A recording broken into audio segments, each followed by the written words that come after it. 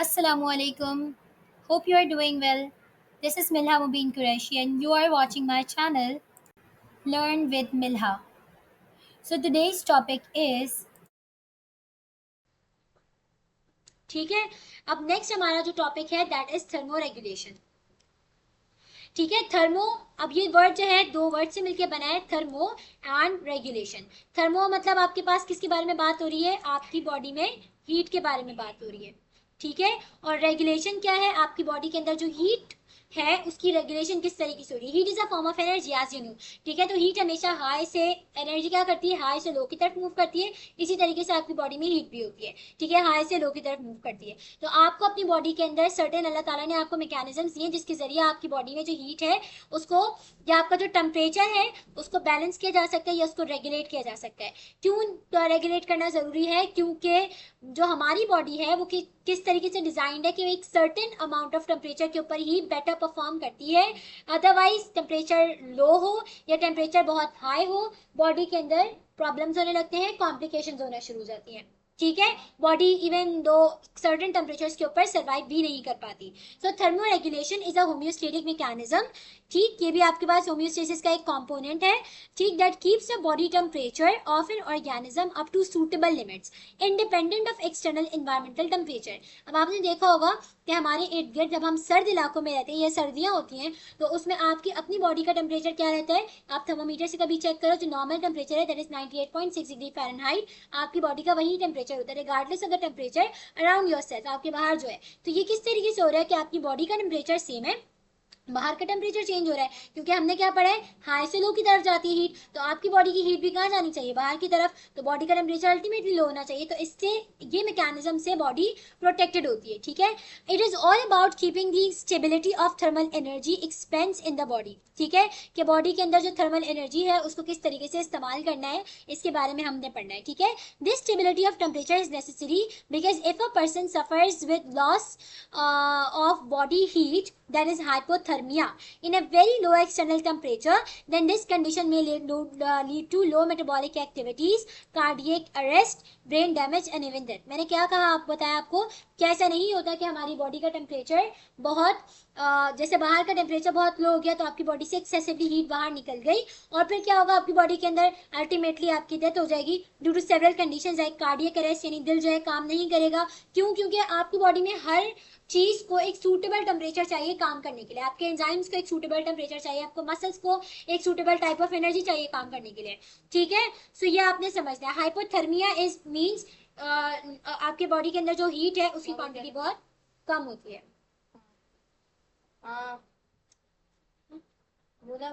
ठीक है, आगे हम कंटिन्यू करते हैं। लाइक वाइज अगर आपकी बॉडी का टेम्परेचर रेज कर देता है from 37 degree centigrade to 42, that is hyperthermia, तो इसकी वजह से क्या होगा, पेशेंट को कॉम्प्लिकेशंस हो सकती है, जैसे फीवर हो गया, आपकी बॉडी के अंदर ऑस्मोरेगुलेटरी इम्बैलेंस हो सकता है, यानी सॉल्ट्स का, वाटर का।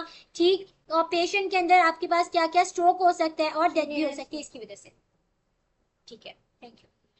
स्ट्रोक मीन्स आपका जो ब्रेन के अंदर ब्रेन की वेसल्स होती हैं, ठीक है, उनका हेमरेज होता है सिंपल वर्ड्स में, या हेमरेज भी नहीं कह सकते हम, ब्लड फ्लो होता है ना ब्रेन का, वो स्टॉप हो जाता है ड्यू टू सर्टेन रीजंस। सही है, उसे हम स्ट्रोक कहते हैं। जैसे आपका हार्ट अटैक होता है ना, इस तरह ब्रेन अटैक है ये, सिंपल वर्ड्स में ये समझ लो। ठीक है ना। So body metabolism depends upon the enzymes and change in temperature affect the working of enzymes which disturbs the metabolic activities. ठीक है, अब ये क्या कह रहे हैं कि आपका जो बॉडी का मेटाबॉलिज्म है वो किसके ऊपर डिपेंड कर रहा है, आपकी बॉडी के जो रिएक्शंस है वो आपके एंजाइम्स के ऊपर डिपेंड करता है, और जो चेंज है आपका टेम्परेचर का वो आपकी वर्किंग जो है एंजाइम्स की वो डिस्टर्ब कर देता है। तो आपके एंजाइम्स की डिस्टर्बेंस होगी, एंजाइम्स की डिस्टर्बेंस होगी तो अल्टीमेटली आपकी मेटाबॉलिक एक्टिविटीज भी डिस्टर्ब होंगी। अब देखो एनिमल्स को इन्होंने क्लासिफाई कराया हुआ है on the basis of thermoregulation. दो टाइप के, एक पुरानी टर्म्स थी आपके पास और कुछ अब नई टर्म्स हैं। पहले हम कहते थे वार्म ब्लडेड, कोल्ड ब्लडेड। ठीक है, हमने पढ़ा है जो प्राइमरी क्लासेस थी उससे हम पढ़ते हुए आ रहे हैं वार्म ब्लडेड, कोल्ड ब्लडेड। लेकिन अब आप क्योंकि प्री मेडिकल के अंदर पढ़े हो तो you have to be very conscious about these terms. तो अब आपके पास जो टर्म्स है दैट इज एक्टोथर्म्स, ठीक है, जो यहाँ मेंशन किया हुआ है, या हम इसे कहते हैं पोइकिलोथर्म्स। ठीक, और दूसरा है एंडोथर्म्स। ठीक है, या इनका हमने नाम क्या दिया हुआ है, होम्योथर्म्स। ठीक है, ये हम टर्म्स यूज करते हैं। अब ये वाली बात के हमने किस तरीके से वो किया हुआ है, डिवाइड किया हुआ है on their capability to maintain body by utilising different heat sources. सही, those animal who derive temperature to warm their bodies from external sources are called ectotherms। ठीक है, वो ऑर्गेनिजम्स जो अपनी बॉडी को किस तरीके से करते हैं गर्म, किस तरीके से अपना टेम्परेचर मैनेज करते हैं बाय द एक्सटर्नल सोर्सेज। ठीक है, तो वो उन्हें हम क्या कहते हैं, एक्टोथर्म्स कहते हैं या पोइकिलोथर्म्स कहते हैं। ठीक है, तो अब ये कह रहे हैं कि क्योंकि ये आपके पास सिर्फ और सिर्फ इन्वायरमेंटल हीट सोर्सेज के ऊपर डिपेंड कर रहे होते हैं, तो ये सिर्फ उन स्टेट्स के अंदर इकोनॉमिकल मेटाबॉलिक रेट्स के ऊपर काम करते हैं। अब ये उन इन्वायरमेंट्स में रहते हैं जिनका टेम्परेचर थोड़ा कांस्टेंट किस्म का होता है, जैसे ट्रॉपिक्स हो गया, जो ओशन हो गया, उन जगहों में रहते हैं। सही है, बात समझ में आ रही है? इनकी बॉडी का टेम्परेचर जो है विद एक्सटर्नल टेम्परेचर चेंज होता रहता है सिंपल वर्ड्स में। तो ये ऐसा टेम्परेचर सेट रीजन्स में रहते हैं जहां का टेम्परेचर ऑलरेडी कांस्टेंट होता है।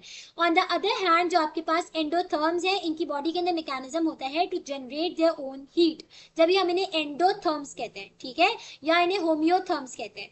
ठीक, तो ये आपका अपनी बॉडी का टेम्परेचर इनका बिल्कुल कांस्टेंट रहता है regardless of the external temperature, बाहर माइनस में हो या प्लस के अंदर हो, ये इनकी बॉडी का टेम्परेचर अपने हिसाब से रहता है, जबकि एक्टोथर्म्स बाहर के हिसाब से चलते हैं।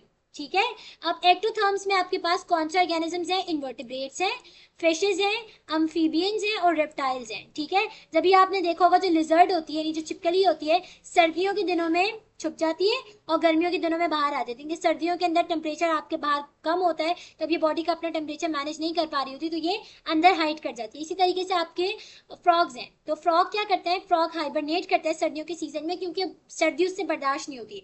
It has no other mechanism to generate heat on its own self, बाहर की हीट पर डिपेंड करता है।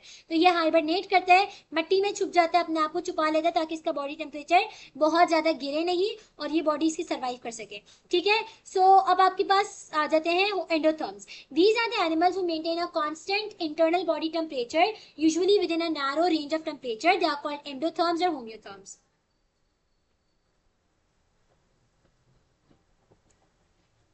अब ये एनिमल्स रेगुलेट करते हैं अपना own body temperature through internal metabolic process, यानी इनकी बॉडी के अंदर जो मेटाबॉलिक प्रोसेस होता है उसके थ्रू ये अपना बॉडी टेम्परेचर को मेंटेन कर रहे होते हैं। सही है, मेटाबॉलिज्म का मतलब सिंपल क्या होता है, आपकी बॉडी में होने वाले रिएक्शंस। सही, सो जब एक्सटर्नल इन्वायरमेंट कोल्ड या हॉट होती है तो इनकी बॉडी जो है वो चेक करती है कि भाई बाहर का टेम्परेचर कैसा है, अब बाहर की वजह से हमारी बॉडी के ऊपर क्या चेंज आ सकता है।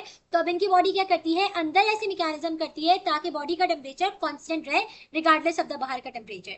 ठीक है, so they autonomically monitor these changes and maintain the body temperature up to a normal range through physiological यानी बॉडी में होने वाले जो रिएक्शंस है उसके through, and behavioural strategies. Behavioural strategies means यानी किसी गर्म जगह पे चले जाना, कोई चादर ले लेना, कोई कंबल ओढ़ लेना, या कोई कह लो जैसे एनिमल्स होते हैं वो तो किसी केव के अंदर छुप जाते हैं या इस तरीके की कंडीशंस करते हैं, तो ये बिहेवियरल स्ट्रैटेजीज होती हैं। ठीक है, so some animals are called heterothermic animals. अब एक और टर्म है, ये जो टर्म्स होती हैं बोल्ड में लिखी होती हैं, दे आर वेरी इंपॉर्टेंट। क्यों, क्योंकि इन्हीं से पूछ लेते हैं, आपके ब्लैंक्स के अंदर पूछ सकते हैं या फिर इनसे कनेक्टेड आपके पास छोटी छोटी डेफिनेशंस आ जाती हैं।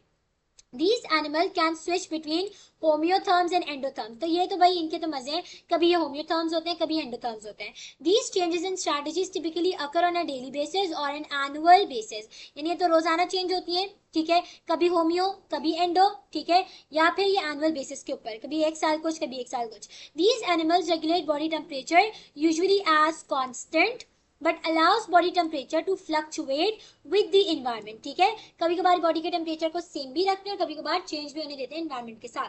ठीक है, जब ये खुद इनएक्टिव होते हैं, इनकी बॉडी इनएक्टिव होती है, जैसे बैट्स हैं और ह्यूमिंग बर्ड्स, ये याद रखना क्योंकि ये एक थोड़ा सा डिफरेंट एग्जाम्पल है। ठीक है, go into what is known as torpor and bears hibernate. ठीक है, ये इसकी कंडीशन के अंदर जाते हैं। Both are examples of heterothermy where the internal temperature of the animal drops during specific periods of time, usually when food is scarce. ठीक है, तो इनकी बॉडी का टेम्परेचर। ठीक है, अब हमने पढ़नी है thermo regulation in humans. Humans में किस तरीके से थर्मो रेगुलेशन होती है। एज यू नो कि ह्यूमंस क्या होते हैं, होम्योथर्म्स होते हैं। ठीक। और इसका दूसरा नाम इन्होंने हमें क्या बताया था होम्योथर्म्स के अलावा? एंडोथर्म्स, जो हमने पीछे पढ़ा था। ठीक है, ये अपनी बॉडी का टेम्परेचर एक नॉर्मल और कांस्टेंट रीजन के अंदर ही रखते हैं। ठीक, तो इनकी बॉडी का टेम्परेचर ह्यूमन का क्या होता है? 37 डिग्री सेंटीग्रेड, या more specific 98.6 degree centigrade, degree Fahrenheit. ठीक है, तो ये मेन आपका टेम्परेचर होता है। अब आप देखते हो कि सर्दी लगती है तो आप कुछ बिहेवियरल स्ट्रैटेजीज करते हो और कुछ फिजियोलॉजिकल स्ट्रैटेजीज होती हैं जो आपकी बॉडी के अंदर हो रही होती है। ठीक है, बिहेवियरल वो होती हैं जो आप खुद कर रहे होते हो, और फिजियोलॉजिकल वो होती हैं जो आपकी अपनी बॉडी के अंदर हो रही होती हैं, ताकि आप थर्मोजेनेसिस कर सको। ठीक है, थर्मोजेनेसिस कहते हैं क्या बनवाना? हीट को बनवाना। और अगर कोल्ड इन्वायरमेंट में ठीक है, और अगर हॉट इन्वायरमेंट है तो एक्सेस हीट से बॉडी को किस तरीके से रिड ऑफ करवाना है वो प्रोसेस कर सको। ठीक है, तो दोनों कंडीशन के अंदर हम इस चीज को अच्छे से प्लान कर सकते हैं। आइदर बिहेवियरल और फिजियोलॉजिकल, दोनों चीजें साथ साथ चल रही होती हैं। अब थर्मोरेगुलेशन हमारी बॉडी को कैसे पता चलता है कि हमें गर्मी लग रही है? ये किस तरीके से होता है कि आपके ब्रेन के अंदर एक आपका स्ट्रक्चर होता है जिसे हम कहते हैं हाइपोथैलेमस। ठीक है, हाइपोथैलेमस क्या कहलाता है? आपकी बॉडी का थर्मोस्टेट या फिर सेट पॉइंट फॉर टेम्परेचर। ये क्या करता है? आपकी बॉडी का टेम्परेचर एक सेट हुआ है, दैट इज 98.6 डिग्री फ़ारेनहाइट। तो अगर उससे ऊपर टेम्परेचर या उससे नीचे टेम्परेचर को ये जो हाइपोथैलेमस है ये सेंस करता है, और उसके हिसाब से फिर चेंजेस देता है बॉडी के लिए कि आइदर आपने हीट को कंजर्व करने वाले मेथड्स करवाने या हीट को लॉस करवाने वाले मेथड्स करवाने। ठीक है, तो hypothalamus will detect the changes in the body temperature by the receptors located in different parts of the body and respond accordingly। यानी वो ब्लड जो डायरेक्टली हाइपोथैलेमस से फ्लो हो रहा है उसको देखते हुए, और बाकी जो आपकी बॉडी के अंदर थर्मो रिसेप्टर्स लगे हुए हैं जगह जगह, उन सबसे सिग्नल्स जो आ रहे हैं उनको लेते हुए ये क्या करता है? फैसले लेता है कि हमने अब करना क्या है।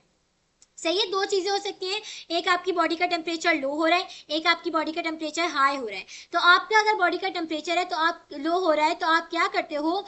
वो प्रोसेसेस करते हो जिसके जरिए हीट को कंजर्व किया जाए या फिर हीट को सेव किया जा रहा हो।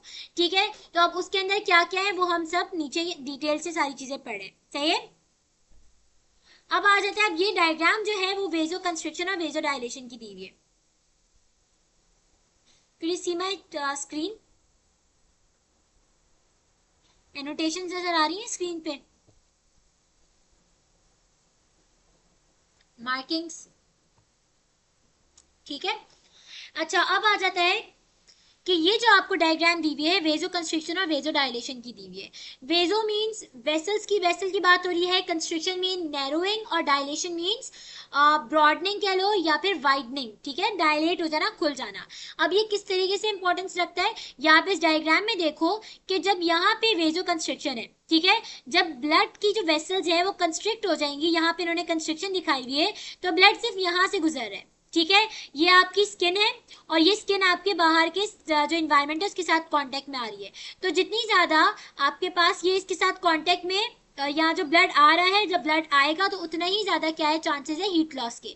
तो बॉडी क्या करती है? अपनी ब्लड वेसल्स को जो सुपरफिशियल होती है कंस्ट्रिक्ट करवा देती है ताकि जो हीट है वो लॉस ना हो। ठीक है, ब्लड सिर्फ यहाँ से गुजरता है, जब ब्लड यहाँ से गुजरता है, ब्लड यहाँ आता नहीं है तो हीट यहाँ से जाती नहीं है, क्योंकि हमारी बॉडी में आपको पता है ब्लड का सिर्फ और सिर्फ सर्कुलेशन काम नहीं होता, बल्कि हीट को पूरी बॉडी में यूनिफॉर्मली डिस्ट्रीब्यूट करना भी इसका एक काम है। सही। ऑन द अदर हैंड जब आपकी ये देख रहे हो यहाँ वेजो डायलेशन है, जब आपको बहुत गर्मी लग रही होती है तो आपने देखा होगा आपकी स्किन का जो टेम्परेचर है वो थोड़ा गर्म हो जाता है, हीटेड फील होती है स्किन। क्यों फील होती है? क्योंकि ब्लड सप्लाई उस कंडीशन के अंदर बढ़ जाता है। ठीक है, जब ब्लड सप्लाई देख रहे हो यहाँ पे ज्यादा हो गया है। ब्लड सप्लाई क्यों ज्यादा हुआ है? क्योंकि वेसल्स डायलेट हो गई हैं, क्योंकि उन्हें ज्यादा जगह मिल गई है अब गुजरने की। तो अब ज्यादा ब्लड गुजरेगा, ज्यादा हीट लॉस होगी और बॉडी का टेम्परेचर नॉर्मल रखा जा सकेगा। तो ये मेन फिनोमिना है जिसके जरिए हम बॉडी का टेम्परेचर हाई या लो करने में बॉडी हमें हेल्प आउट कर रही होती है। ठीक है, अब इसका टेक्स्ट हम डिटेल से पढ़ते हैं। For example, if the surrounding environment becomes hot, okay, hot और a person do strenuous physical activity, या तो उसने बहुत ज्यादा एक्टिविटी की है या एनवायरमेंट बहुत हॉट हो गया है, तो जो हीट है उसके अंदर वो बहुत ज्यादा हो जाती है और बॉडी का टेम्परेचर रेज हो जाता है। ठीक है, नॉर्मल लिमिट से। अब ये कंडीशन क्या कहलाती है? हाइपरथर्मिया। थर्मिया मीन्स जो हीट है, हाइपर मीन्स हाई, सही है। तो अब हीट कहाँ होती है, ट्रांसपोर्ट होती है through the blood which carries it near to the skin, अब ये स्किन की तरफ लेके जाता है ब्लड, ठीक है। When this elevated body temperature is detected by hypothalamus, अब हाइपोथैलेमस इसे सेंस करता है, तो ये क्या करता है, इट एक्टिवेट्स स्वेट ग्लैंड, जो आपके स्वेट ग्लैंड होते हैं जिनका काम पसीना बनाना होता है, ये इनके एक्टिवेट करवाता है ताकि सिक्रीशन स्टार्ट कर दें। अब जैसे जैसे जैसे स्किन परस्पायर करती है, तो जो स्वेट होता है वो क्या है, स्वेट पानी है ना, तो पानी की खुसूसियत ये होती है कि जब भी वो किसी सरफेस से उठता है तो उसके सराउंडिंग के जो मॉलिक्यूल्स है इनकी हीट लेके एवेपोरेट होता है, तो हीट की वजह से क्या होता है, वो जो स्वेट है वो एवेपोरेट हो जाता है और बॉडी की हीट लेके वो वहां से चला जाता है, एनर्जी लेके चला जाता है, तो उसकी वजह से कूलिंग इफेक्ट जनरेट होता है बॉडी में, चाहिए। So this cooled blood is then transported back to the body to prevent the body temperature from becoming too high. The blood vessels near to the skin dilate in hot condition and facilitate the maximum transfer of heat away from inside the body. इसलिए गर्मी में अक्सर लोगों के क्या होती है, flushing हो रही होती है, अगर फेस के ऊपर देखो तो बहुत ज्यादा रेडनेस मिलती है इसकी वजह से, ठीक है। अब this dilation of blood vessel से हम क्या कहते हैं, वेजो डायलेशन कहते हैं, सही। The thinning of hypodermis lowers the perspiration and this condition may lead to heat stroke and exhaustion, चाहिए। अगर सही तरीके से परस्पायर ना करे बंदा, परस्पायरेशन ना हो, तो उसकी वजह से हीट जो है बॉडी के अंदर इंट्रैप हो जाती है और अल्टीमेटली बॉडी के अंदर हीट स्ट्रोक स्टार्ट हो जाता है, अंडरस्टैंड, ठीक है।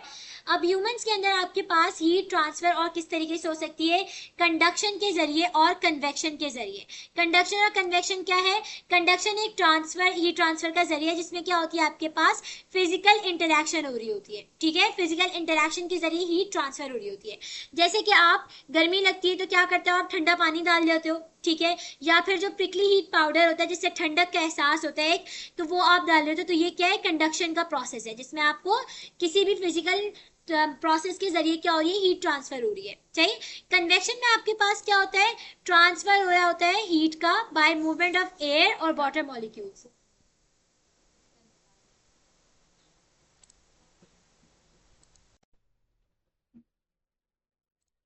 बॉडी में जब आप एक्सपीरियंस कर रही होती है ये कोल्ड इन्वायरमेंट को, ठीक, और बॉडी टेम्परेचर क्या होता है, डिक्रीज हो जाता है इस कंडीशन में, इसे हम कहते हैं हाइपोथर्मिया, ठीक है, डिक्रीज बॉडी टेम्परेचर।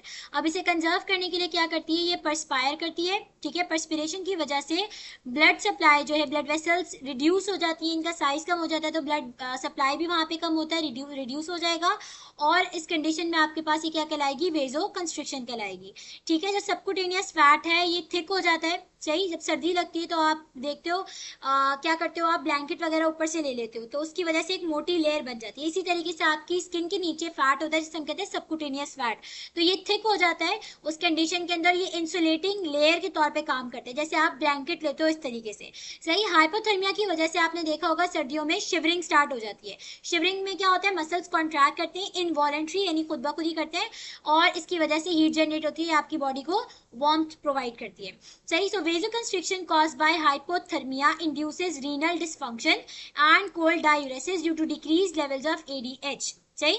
अब ये आपके पास जो ADH है क्या है, एंटी डायूरेटिक हार्मोन, तो वेजोकंस्ट्रिक्शन किसकी वजह से, ये हाइपोथर्मिया की क्या करती है, रीनल डिस्फंक्शन भी करवाती है, क्योंकि जो ब्लड वेसल्स हैं आपकी उसकी तरफ, किडनी की तरफ, वो भी नैरो हो जाती हैं, और लेवल जो है ADH के ये भी डिक्रीज हो जाते हैं, चाहिए। तो इसी की वजह से सर्दियों में ज्यादा डाइल्यूट यूरिन पास हो रहा होता है, सही है। तो ये हमारा चैप्टर यहाँ पे एंड हो गया है, नेक्स्ट चैप्टर हम नेक्स्ट में स्टार्ट।